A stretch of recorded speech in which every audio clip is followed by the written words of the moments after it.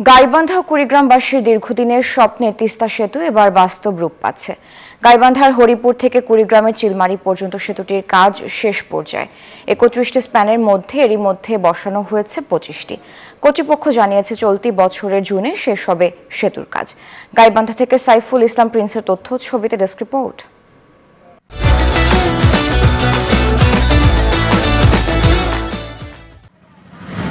গাইবান্ধার সুন্দরগঞ্জ অংশের হরিপুর থেকে কুড়িগ্রামের চিলমারি পর্যন্ত তিস্তা নদীর উপর নির্মিত হচ্ছে এই ব্রিজ। ৩১টি স্প্যানের মধ্যে বসানো হয়েছে ২৫টি, বাকি ৬টি স্প্যান বসানোর কাজ চলছে পুরোদমে। সেতুর সাথে নির্মাণ করা হচ্ছে ৮৬ কিলোমিটার এক্সেস রোড। এই সেতু ব্যবহার করলে ঢাকায় যেতে যেমন সময় কম লাগবে, তেমনি স্থলবন্দরে মালামাল পরিবহন সহজ হবে। কুড়িগ্রামের ভুরুঙ্গামারির যে সোনহাট স্থলবন্দর, সেটার সাথেও আমাদের কানেক্টিভিটি আরো বাড়বে। আমাদের এই ব্রিজটা হয়ে গেলে তখন আর রংপুর দিয়ে ঢাকায় আমাদের জার্নি করতে হবে না, দ্রুত যাতায়াত করা যাবে, এতে ব্যবসা বাণিজ্য ভালো হবে আমাদের। স্থানীয়দের আশা, এ সেতু তাদেরকে শুধু অর্থনৈতিকভাবে স্বাবলম্বী করবে না, নদী ভাঙন থেকেও রক্ষা করবে।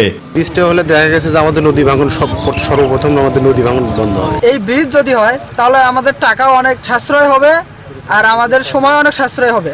এবছর জুন মাস নাগাদ ব্রিজের কাজ শেষ হবে বলে জানিয়েছে এলজিইডি। এই বছরের জুনের মধ্যে আমরা ব্রিজটি কমপ্লিট করতে পারবো। ব্রিজের প্রায় ৮৬ কিলোমিটার অ্যাক্সেস রোড আছে।